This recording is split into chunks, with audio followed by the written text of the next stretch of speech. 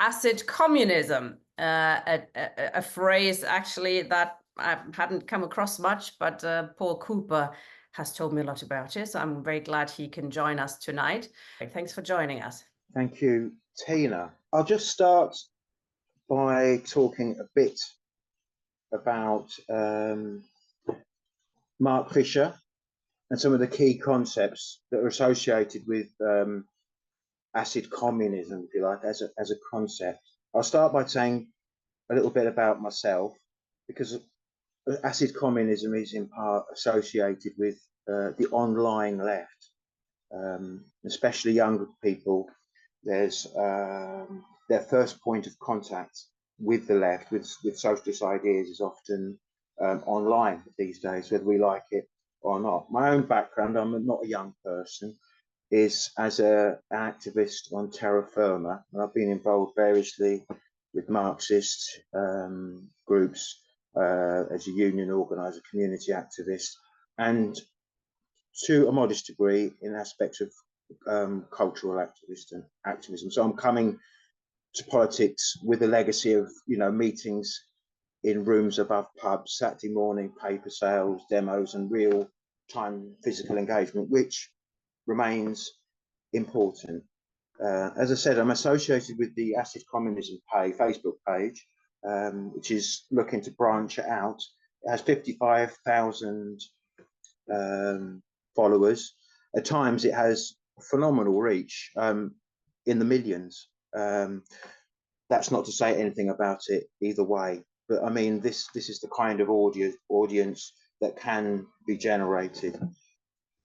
So, and we've made various connections through that with different groups, different projects. There's a techno communist DJ collective. There've been various artists, as well as a large number of activists who are either young people coming into political activism, or those not exiting it or retreating from it. I'm certainly not as active on the streets as I once was. A purely online left, of course, is impossible and doomed to fail.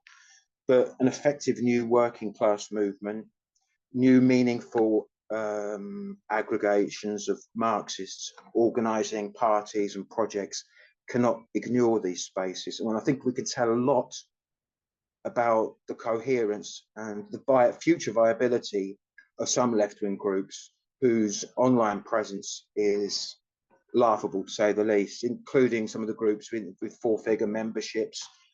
You'd think within these groups there'd be a more imaginative approach, and I think this raises questions about the left in an era of defeat, and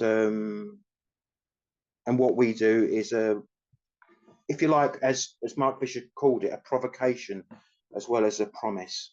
Acid communism, that is. I'm a supporter of the Weekly Worker, CPGB. I'm in favour of the party form, orthodox Marxism, traditional forms of work or organising. So I wouldn't contrast some cultural movement, experimentation, innovation, borrowing from other tendencies, even as in conflict with that. I'd see the entire left experience, the entire working class experience, if you like, as a data of experience. Mark Fisher personally had a massive impression on me, being the same age, coming from the same kind of background, same music taste, and same politics brought in that area that sort of spanned, the big struggles of the 1980s to the collapse of the Berlin Wall, collapse of the Soviet Union, so on and so forth, and the effect that had, which is important to realise. So I want to try and outline Mark Fisher, the person, who he was, his location in time, his background from a very working class background that, emerged into academia, which is quite highly thought of, and has quite a following amongst a range of people on the left and beyond. Capitalist Realism, his book, is being widely read, widely quoted, and so on. And Capitalist Realism itself is a flip, of course, on socialist realism, which was the official, the art movement, the arts tendency, if you like, within official communism in the Soviet Union. So you have in 1917, you have like the revolution, an upsurge in art, in innovations, in forms of communicating ideas. And with the defeat of 1917, you know, that's thrown out the window and you get people standing in front of trains and all that kind of thing, very conservative forms of art. So it's calling it capitalist realism on the basis that the capitalism has a new orthodoxy, things that aren't questions which comes from somewhere else. As I said, Acid Communism is the title book of his posthumous book. He was beginning to write a book before he died. He committed suicide in 2017, ironically, 100 years after 1917. I thought of that before. So acid communism, of course, these concepts come out in the early 2009. The book Capitalist Realism was written, and acid communism is more recent. And we've just come out of a period, you know, after the collapse of the Soviet Union, where official media has gone into overdrive about how socialism or communism are outdated concepts. You know, trade unions doing anything is militant madness, and so on and so forth. And it's certainly been viewed by a generation, maybe the generation that came after me, people in their late 30s, 40s now, were exposed to a barrage of pro-capitalist propaganda, where challenging that seemed impossible. And acid communism is a phrase that opens up different possibilities. It's a kind of, you know, it's not the kind of regimented dogmatism that, unfairly in many respects, the left is often portrayed as. There are themes of collective joy that Mark explored, rave culture, and its subsequent commodification of dance music, football. He talks about in terms of its increasing commodification. Increasingly, you have a situation where, and this happens generally, doesn't it? You know, progressive movements get co-opted by official society and organized in the interest of capital. So you have these, we talked about this last week, antagonistic movements against the corporate nature of football clubs and racism in football clubs, often in, you know, football fanzines and so on, started by grassroots, often socialist activists, and things like show racism, red card, for example, started off as an initiative of people in the militant tendency, and these things become officialized. We all know about the hyper commodification of football. Mark Fisher, incidentally, was at the FA Cup semi-final. I forgot what it was. Liverpool versus Nottingham Forest, was it?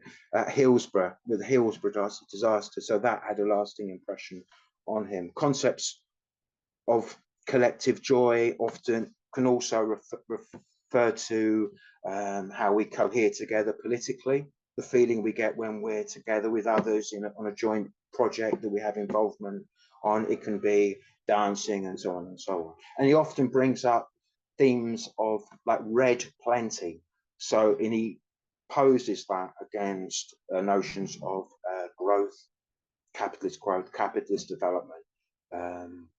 And red plenty is where we rationally plan society in favor of human interests. What we decide amounts to human flourishing and so on. He also talks a lot about consciousness raising, looking back at some of the movements in the late 60s and 70s where the working class movement was strong, resulted in all manner of adjuncts to the wider movement, if you like, especially within feminism or women's liberation movement. There was people getting together to talk about their lives. It was a common thing. And I think sometimes on the left we can dismiss this kind of thing as hippie or middle class and all the rest of it, and quite often it is, you know, but there's a case of obviously not throwing the baby out with the bathwater. He also talked a lot about lost futures. So the future that we're going through now of things getting worse, the hyper commodification of everything wasn't inevitable. You know, there were other futures that could have happened with a different twist of the historical dice. He also, his last work, Post-Capitalist Desire, looks at how we can help desires that are existent in society for something beyond the present are there, if latent. And our role, as well as, you know, core organizing, is to foment those kind of political and social desires. As I said, Mark Fisher, born in 1968, committed suicide January 2017, is also known under his blogging alias K-Punk. He was an English writer, he was a music critic, he was a political activist and a cultural theorist, philosopher, and an FE teacher. He initially came to prominence with his K-Punk blog, which looked at music in an interesting way. And he linked all of these themes together. He published several books, others that people might want to look at, publications such as The Wire, in The Wire, New Statesman, and Sight and Sound, and continues to have various associations with different book publishing companies. His writing, as I said, is always coloured by the atmosphere of the end of history moment, the labelling of any one socialist as a dinosaur, a parochialist, and so on. And this has always been the case. The capitalists have always tried to belittle, you know, our concepts as unrealistic, impossible, against the existing order of things. And again, acid communism is about dissolving those concepts within the population at large. I think these concepts are internalized by much of the Marxist left, as I said, you know, and we can ape the rhetoric that's posed against us. You know, we don't want to be seen a certain way. You know, like, for example, I think there was a code of conduct, for example, in the Young Communist League, where they have to dress a certain way to look more working class, you know, and I think obviously, you know, the primacy of working class subjectivity doesn't need us to dress in ways that, you know, mimics a constraint. You know, our project has to be linked to freedom in every sense. He poses some as well, because he talks about film, TV, and popular culture, especially in the 60s and 70s, as emerging bridgeheads for the left, coming out of the post-World War II, you know, social democratic settlement, the NHS, housing, the greater ability of working class people to access further education, strengthened the working class organically, in the West at least. And this allowed for certain working class subjects to appear in popular media, and he talked a lot about this. He also talked about things like Girls Aloud or Jungle, the drum and bass, and he posed as well, you know, he posed the question of, if you were around, again at this point, you know, we're at the point in human society, in the modern era, where society is the most equal it's ever been in 1976. Where we go from that to the case where now we're more unequal than at the time of the pharaohs, and this has been politically happening. But if you go at that high, and there's this high point of culture and movement forwards that goes almost in parallel with the arguably with the advancement of the working class. And he says, if you look at music, it's a thought experiment from 1970 and go back 25 years to 1958, and the music that comes out of that time and the culture that comes out of it is radically different. It radically is something that's difficult, a difficult musical forms of people of a previous generation, arguably, to comprehend. If you go from like 1970 to 1995, when he started doing a lot of his writing, you know, you're in, you know, at the height of neoliberalism, at the height of the post Soviet Union collapse, you know, you've got a situation where things don't seem like they've changed so dramatically. Things seem, this covers bands rather than people getting together so much, rehashes of what's gone before, smooth FM, repackaging of the past, you know. He also talked a lot about mental health, and he talked about the privatization of our own mental health. So we have to do enough yoga. I love doing yoga, by the way, but you have to do yoga. You have to do the rides. You know, organize yourself as an individual, self-manage, rather than society looking at collective needs and how we're all benefited from that. Capitalist realism, the book argued, and I'll quote from this, that to describe the ideological situation I said with the fall of the USSR, he wrote, capitalist realism, as I understand it, is more like a pervasive atmosphere, conditioning not only the production of culture, but also the regulation of work and education and acting as a kind of invisible barrier constraining thought and action. And as an FE teacher, he noted the transmission of a new capitalist common sense. And he talked himself about management, talked David Brandt type management, often ex or current leftists saying, you know, we don't like this any more than you do. You know, this is what we signed up for, but that's how things are now. And this individualist mindset, like, enables capitalist realism. It's you know, and it's part of the situation now where some of the automatic collective experiences and traditions are to be reignited, if you like. So he also talked about some of the quotes that come out now when you go for a job interview. You've got to be passionate about making sandwiches. There's the false identifications rather than on class. It's your Starbucks or Costa, and so on. He talks about greenwashing, enabling, you know, and the primacy of market fundamentalism in society. Also, we can talk about this later if you want. There's the issue of accelerationism. So, you know, moving forward the productive forces and dealing with the problem at the end point, and there are left and right wing variants of that. In Weekly Worker itself, he wrote a book along these lines, which presented a critique of neo-anarchism. And he says, so capitalist realism is a belief, but it's also an attitude related to that belief, an attitude of resignation, defeatism, and depression. Really then, capitalist realism, while it is disseminated by the neoliberal right, very successfully so, is a pathology of the left, or elements of the so-called left, that they succumb to. It was an attitude promoted by New Labour. What was New Labour if not, in fact, imposing the values of capitalist realism? In other words, we resign ourselves to the fact that there is no getting around capital. Capital will ultimately run things, and all we can do is perhaps bolt on a couple of tethers as gestures to social justice. So again, there's a talk he gave as well.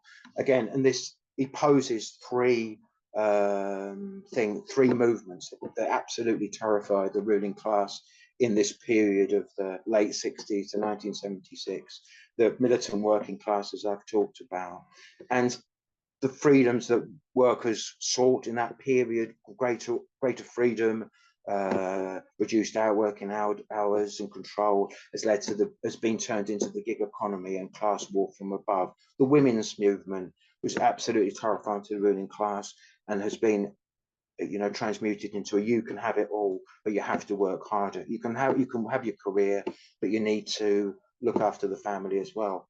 Gay liberation goes from something terrifying also to the pink pound. And acid communism, as I said, the book that he was writing before he sadly, tragically actually, killed himself. looked at some of the themes of this period and the interlocking effect of psychedelia as well in as both a movement that comes out of these things and colours the imagination of and political possibilities for the left. There's a YouTube video called "All of This Is Temporary," which I'd really urge people to see if they get the chance. I mean, you look at him; he looks like a geography teacher. He doesn't look like some kind of new age guru at all. And what he's saying is kind of, to me anyway, came across as like electrifying an electrifying class war perspective constructed in a new way. He talked about lost futures, and again, the possibility we could have had of the socialist or worker orientated future we could be living is posed again in another series of blogs around boring dystopia. You know, our so-called choice that we have in the decaying infrastructure of British high streets. The issue of drugs I'll touch on. I mean, you can't use the term acid communism without thinking about acid, mushrooms, psychedelics, and so on. And to have an orientation towards acid communism, if you like, or use that frame, doesn't mean you have to tune in, turn on, and drop out. But you know, like anything else, drugs are part of life, and some of the movements against legalization and so on. But it's more about how the notion of psychedelics dissolving reality, so we can reset, and it's used as a metaphor. There's also themes from ecstasy, the ecstasy movement of the late 80s, and rave culture. You know, there's an interesting academic article, that talks about the decline of ecstasy and the rise of binge drinking.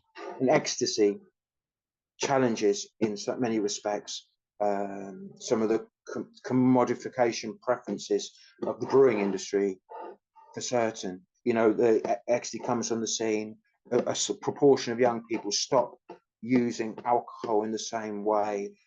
The response from the brewing industry and the conservative governments is to get rid of licensing laws. You have the introduction of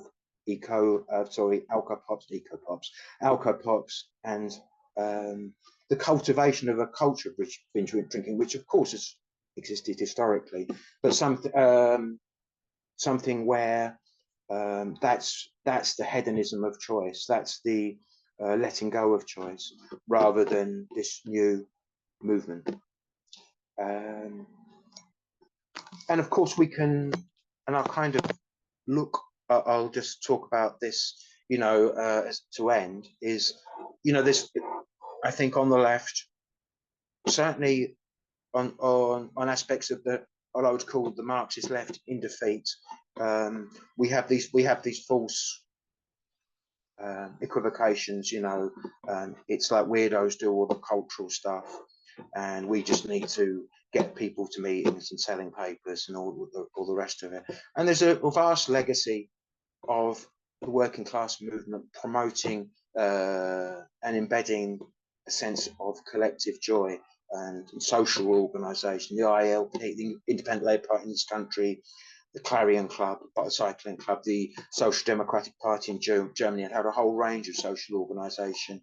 The Austrian workers' movement had a real effect on town planning and so on. We've spoken at these meetings before about the Workers' Olympics. The Italian Communist Party had the People's Palaces, where offering people a night out at a knockdown rate, you know. Increasingly now, young people don't get the opportunity to go out and dance in the same way. You know, nightclubs are less frequent. Even festivals are increasingly commodified. There's a link as well with the Italian autonomous movements like Radio Alice, and I think the whole acid communism concept is more familiar within that movement. Farksy himself was a member of the Plan C group. I was going to talk a bit more about the Pitman painters, the agitprop trains during the Russian revolutions. some of the stuff that even people like the radical anthropology have posed about abstract thinking, and looking at human original communism, at what makes us human in a sense of our need for connectivity and solidarity. So I think problems of acid communism, you can have this issue of normies versus avant-garde. So you had the experience in the 1960s of some radical left groups ending up taking, in the US and Japan, taking acid together, thinking that it was going to elevate their consciousness, but just end up driving themselves more into an ultra-left bubble. So we need to have the mass approaches rather than allowing leftists to be ghettoized. And that involves, imaginative thinking, inventive thinking, and taking things from the working class experience itself, such as I've described, and avoiding that kind of ghettoization. Again, some people can hear the word acid communism. There's a misunderstanding in regards of a focus on drugs, which isn't the case. Although acid communism clearly is informed by these things. And I'll finish on another important phrase borrowed from Frederick Jameson that Mark Fisher talked about in noting within capitalist realism that it's harder to imagine the end of the world than it is the end of capitalism. The left we can all consider the present situation with climate change, the narratives we hear about asylum seekers and so on is difficult. But we live in a fast-changing world. The elastic band has been pulled back from 1976 to the situation where we have this grotesque inequality but things can turn into their opposites by their very nature. And learning from our personal and collective defeats, such as the organisers of this forum, is a way that we can enable a process of learning and doing better next time, and actually laying the groundwork for the communist future. And I'll leave it there, if that's okay. Thank you very much, comrade. Very interesting, different subject, but I'm not an expert on at all. But surely if you look at the left, and I do agree, it is quite dire culturally. Often the culture of the left means you go to the pub or something. That's what you do as culturally, etc. You might review a Ken Loach film, etc., and that's about it. So I quite agree that we have to go much beyond if we want to reach younger people, as well as I think sometimes the left could be the rear guard rather than the vanguard, sadly. Yes.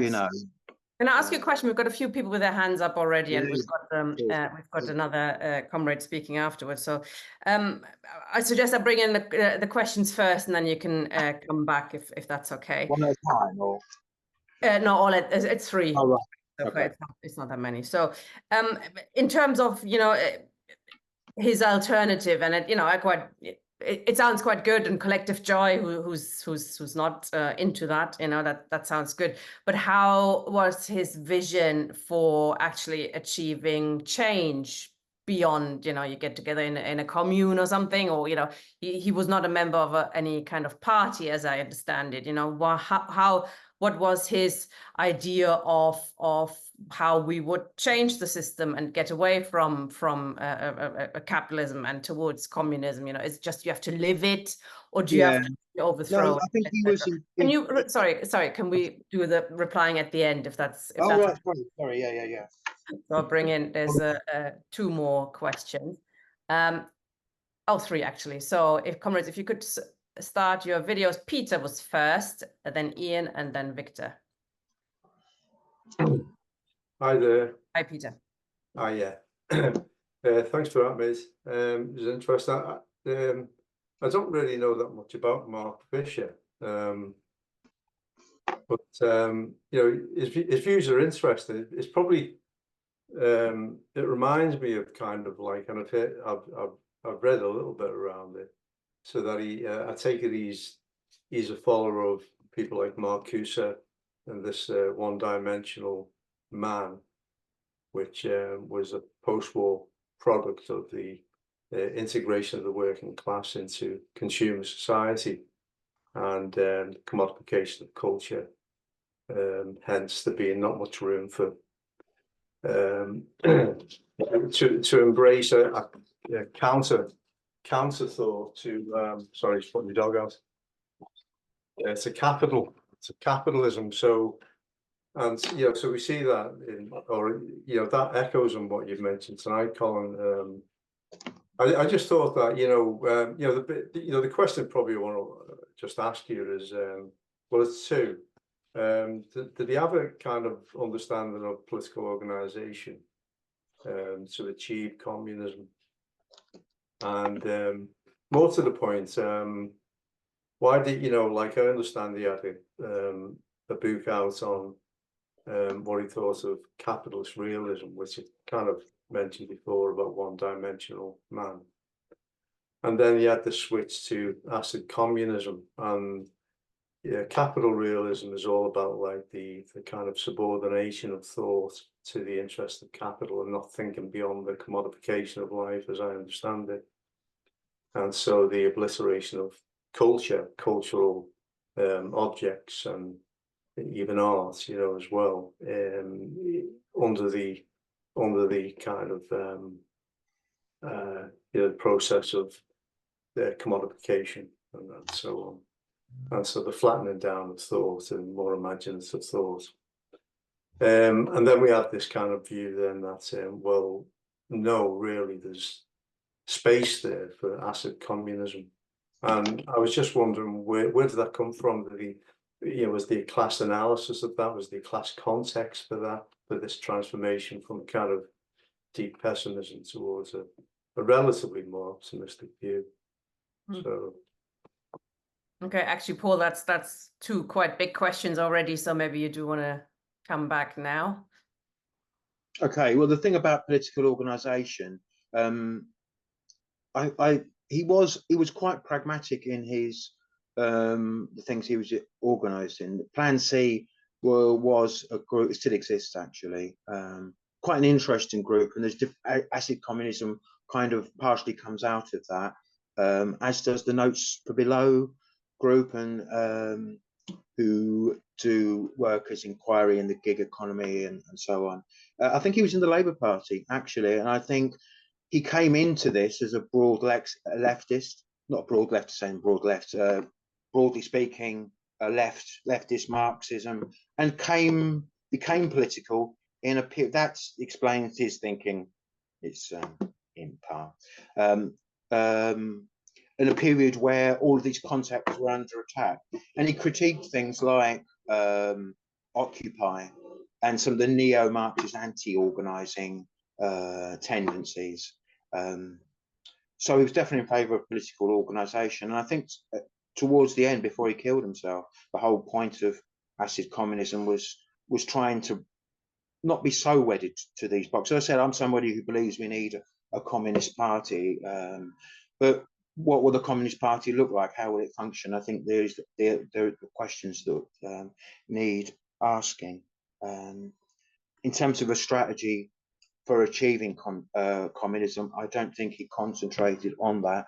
Although, from people I knew who knew him directly, he was on board with a lot of these conversations. And I think some of my own thinking is, like, sometimes we put things in boxes. That's what Marxists do, or this is what anarchists do. And I think there's no problem with encouraging people, for example, Marxists encouraging people to set up affinity groups, as long as we don't fetishize, or assemblies, as long as we don't fetishize these as the form that radical socialists need to use. In terms of, what was the other question? Subordination of thought. That's definitely something that he looked on, that's something that's within us all. And I think by negation, that's common on the left. Some of the things I said before, kind of rigid thinking, unable to sort of self-critique, just nothing wrong with party lines, but people not being able to think outside of these.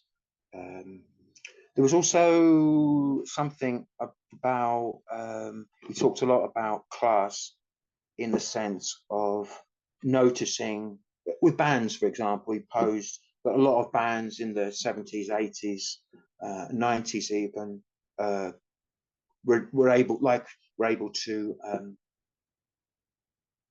hone their craft through the benefit system, and now you don't have that. A lot of the bands tend to be from public school or what have you. Did I miss one of the questions, Tina? Help me out here. I might be rambling. He changed from capitalist realism to acid communism, if there was anything.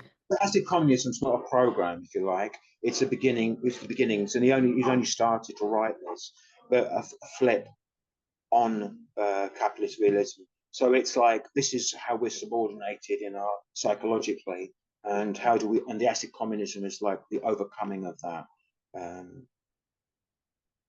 I think he was quite open to different strands of thinking without having a blueprint, if you like. Not a rigid Marxist, not a rigid autonomist, really. Yep, we've got two more people with their hands up. Ian, please. Hello. Good evening, comrades. I've been following the Acid Communism website for some time, and I'm constantly intrigued by it. One of the things I'm interested in is the use of Soviet imagery, because there is a problem, isn't there, really? I mean, for a lot of people, when they see the hammer and sickle, they associate it with a regime that was even more murderous than Hitler, in terms of the sheer numbers of people killed.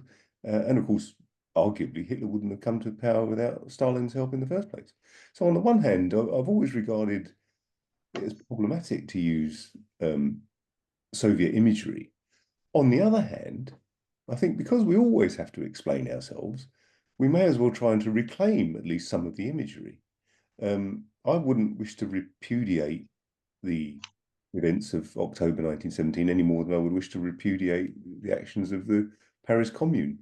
And so from that point of view, I think in trying to reclaim that imagery, we're having the debate about what the nature of the Soviet Union was. And in a way, it kind of mirrors my own kind of political journey, really. And also the importance that you're stressing about culture, I think, can't be stressed enough. Because, for example, I joined the Young Communist League the day before my 13th birthday.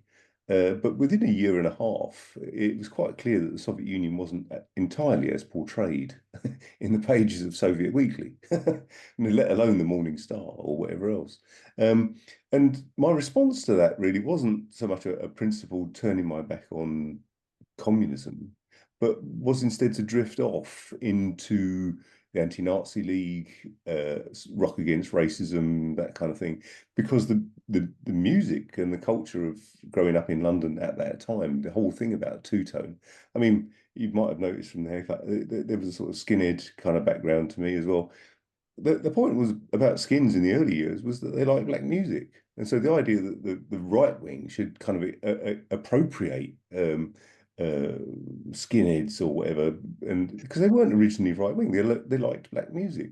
And what I liked in the Anti-Nazi League, for example, was that you could go to a UB40 gig and there'd be Skins down the front giving it Sieg Heil, but we could just go in there and take over their space. And it was intensely pleasurable. And at a time when, for example, the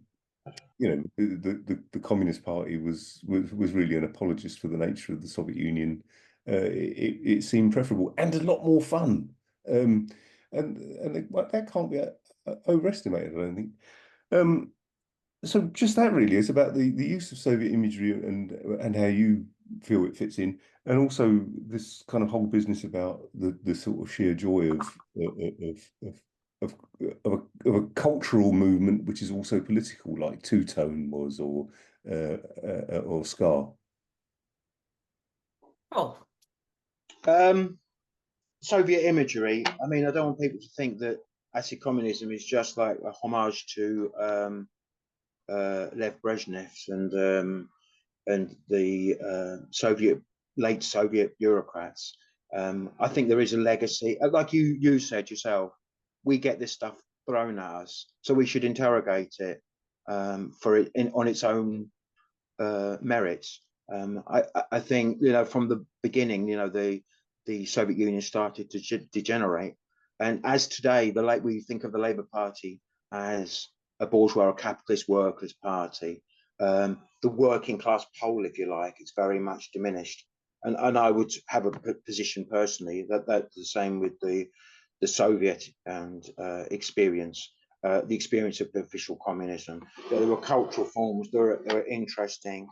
There were enduring cultural forms that and attitudes towards art that could be defended within a system that you wouldn't necessarily otherwise defend. And I think that's to be defended. I think, acid communism, also the use of images. I think sometimes we have a very much major chord.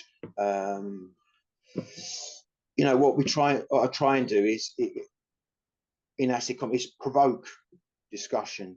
So sometimes you could have some kind of bizarre image, some psychedelic image next to something else that encourages us to think in a certain way, and we post Soviet imagery among lots of other things to interrogate it, to look at what we keep, what we discard, but it's part of our heritage, if you like, for good or bad. We need to look back as well as look forward. So it's very much like a blue sky thinking, as well as interrogation of the workers' movement, what it means, what it can be. If that makes sense, Tina and Ian. It does. I think it's also it's interesting perhaps that we're now far away from the end of the Soviet Union to actually look at communism in a different way, and to go beyond to the yes or no Stalin. There's a bit of a discussion in the chat, which we can't go into it now. But I think there's now a possibility to look at communism in a totally different way, and link it with drugs, etc., which possibly wasn't possible in the 90s, perhaps. No. I mean, one of the things, like some of the images that we've used hammer and sickle images that instead of being red have got like sort of psychedelic color design, just very basic images like that, especially if it's linked to other articles, does get people talking about stuff. And sometimes, and this is the feature of the online space, you get raids from ultra-right fascist groups, and this provokes other people new to politics to engage in a dialogue. Some of it's mental, to be honest with you, and we can't always keep up with it, but like it's an engagement, and it's a learning, it's a platform as well as nice pictures and memes and articles and other things. Thank you, comrade. That was a interesting first session. I think it's definitely worth thinking about, that we combine the two. We need to go get organized in a party. I quite agree, but we also need to reach out perhaps and reach people who wouldn't see themselves as ready quite to join a party yet. Thank you very much, Paul. It was an interesting session.